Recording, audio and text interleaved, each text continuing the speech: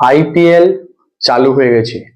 অনেক মানুষ লক্ষ লক্ষ টাকা জুয়ো খেলা থেকে চালু করে বিভিন্ন রকম বাজি ধরছে।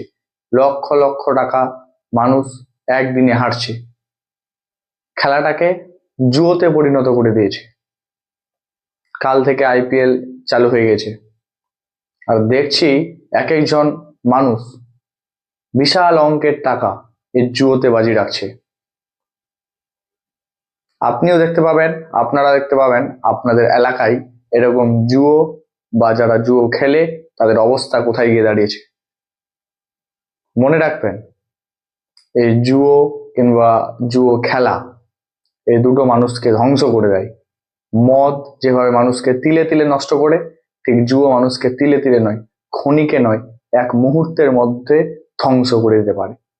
আইপিএল খেলা চালু হয়েছে, বিভিন্ন রকম খেলা চলে। খেলাটাকে বিনোদন কিংবা আবেগ হিসাবে নিন। যারা টাকা ব্যয় করছেন এই খেলাতে, নিজের টাকা লাগিয়ে দিচ্ছেন কোনো টিমের হয়ে, হারলে টাকাটা আপনাকে দিতে হবে, কোনো টিম আপনাকে টাকাটা দিয়ে যাবে না। খেটে খাওয়া মানুষের কাছে টাকার কি মূল্য একবার জেনে নেবেন। যে টাকা আপনি নিমিষে উড়িয়ে দেন, সে টাকা অনেকে মাসিক কিংবা বাৎসরিক ইনকামের চেয়ে বেশি। তাই টাকাকে চিনতে শিখুন। নিজে খেয়ে উড়ান, তাতে টাকা যত ব্যথা লাগে না, সেই টাকা জুয়োতে খেলে যদি উড়িয়ে দেন, তার দ্বিগুণ ব্যথা আজীবন আপনাকে পেতে হবে। মিলিয়ে নিবেন, আপনার পাড়া এলাকায় এরকম অনেক ব্যক্তি রয়েছে যারা জুয়ো খেলে ধ্বংস হয়ে গেছে। শুধু খেলা, এই জুয়ো খেলা আইপিএল এ নয়, বিভিন্ন রকম খেলা জুয়োর মাধ্যমে মানুষ ধ্বংস হয়ে যায়।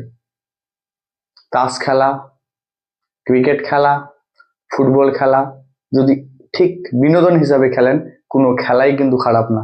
কিন্তু যদি সেই সমস্ত খেলায় নিজের টাকা লাগান, নিজের অর্থ সংগ্রহ করা, উপার্জন করা সমস্ত কিছু আপনার সঞ্চয় সে একদিনে উড়িয়ে দেন, আপনার ভয়ঙ্কর পরিণতি হবে।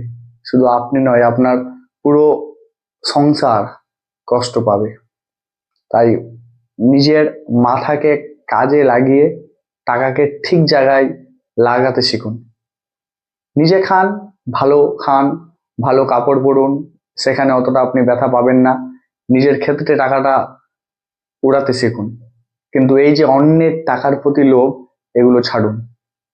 আইপিএল আছে, কেউ কারো সঙ্গে গন্ডগোল, মারামারি, ঝামেলা করবেন না। বিনোদন হিসাবে আরেকবার বলছি, আবেগকে কাজে নিয়ন্ত্রিত রাখবেন এবং এন্টারটেনমেন্ট, আনন্দ উপভোগ করবেন। দিন শেষে, আমি আগের ভিডিওতে বলেছি, দিন শেষে আপনার বন্ধু বান্ধবী সব বা আপনার নিজের পাড়ার লোক, আত্মীয় স্বজন, এদের সঙ্গে খেলার জন্য কখনো তর্কে জড়াবেন না।